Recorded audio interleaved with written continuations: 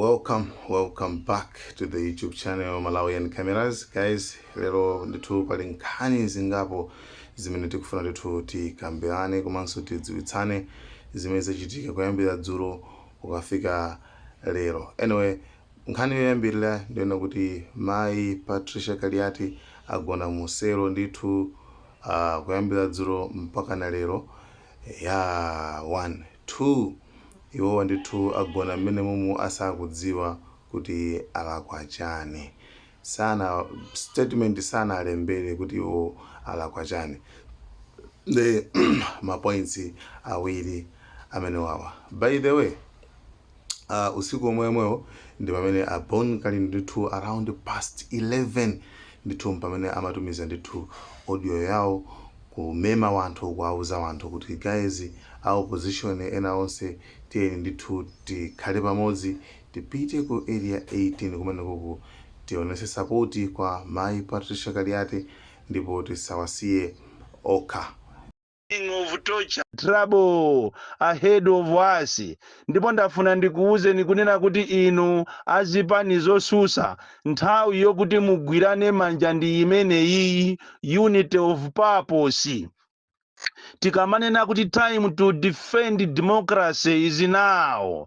Ndiye ndikupempheni inu a UDF, please. Inu a Ford, please. A DPP, please. Chipani cha mbewelefu, please. Can you come out in your large numbers mamawa tikumane ku area 18. Amalawi tonse tiyeni tisamusiye Patricia Kaliati. Ngati kuli munthu amene anampangisa chakwera kuti akhale pa mpando umene akunyadira lero, mmodzi mwa anthu amene kupatula chilima ndi Patricia Kaliati. Anyway, izo ndi zimene abon kalindo anayankhula ndithu madzulowa. Nkhani ina imene ilipo pano ndi nkhani yokhuza ndi amaiko usi ndithu amaiko usi anthu osanapita ndithu kumene ku area 18 kukaona Mai Patricia Kaliati komano kungopatula amaiko usi kumene ndithu sanapezeke nawo. Koma ngakhale kumene kusanapezeke nawo, iwo ngati president wa chipani cha UTM ndithu anayankhula kuona kuti msonkhano wa mawa umene udalipo waneki umene achipani akuluakulu amene kuti akumane, ndiye kuti msonkhano umenewo akuti walephereka chifukwa amafunika kuti wina aliyense pa msonkhanopo apezekepo.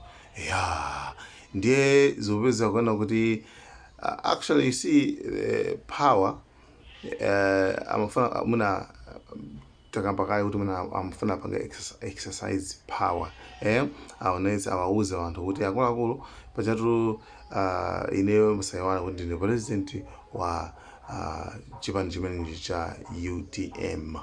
Anyway,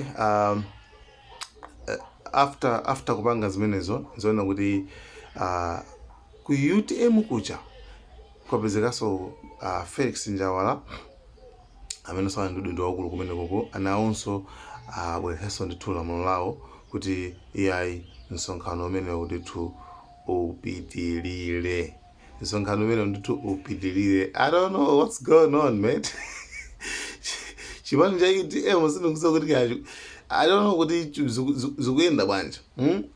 Wina president akuti okay, because we thought kuona kuti umene kujako amene akumenya matukutuku kwambiri mwina ndi Mai Patricia Kaliati. Koma Mai Patricia Kaliati zipeze kuona kuti ali kuselo and munthu wankulu ku Manganya akubwera ndi lamulo akubwera ndi order kuti akuluakulu issue imeneyi basi tipange council mawa council meeting imene imakuti kuti ngati president wa chipani then kupaza kuti kuchipani kujaso akuona kuti yayi msonkhano upitilirabe.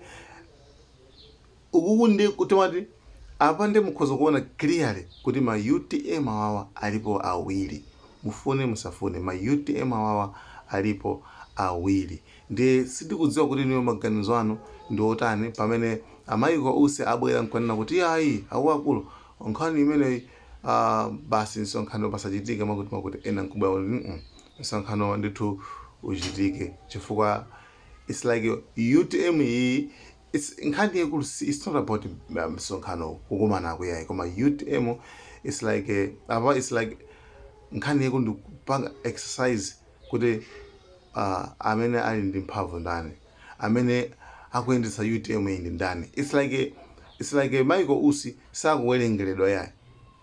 Sakuwerengeredwa apapo zimakhala ngati mwina ngati list akhala ngati akulowa koma zioneka zoti still pali 0-0. Anyway guys, thank you so much. Muruza maganizo anu kuti apa zachitika nchani pankhani yokhuzana ndi mayipetisha kali ati kugona musero osauzidwa chimene alakwa komanso awa Felix Njawala kubwera ndi lamulo pamwamba pa lamulo, kubwera ndi order yawo pamwamba pa order ya Michael Usi. Guys, nkhani ndi yomwe ijayo. Ngati simunapanga subscribe, pangani subscribe, like, share and comment. Malawian Cameras. By the way, next video tikulawa ku Mozambique.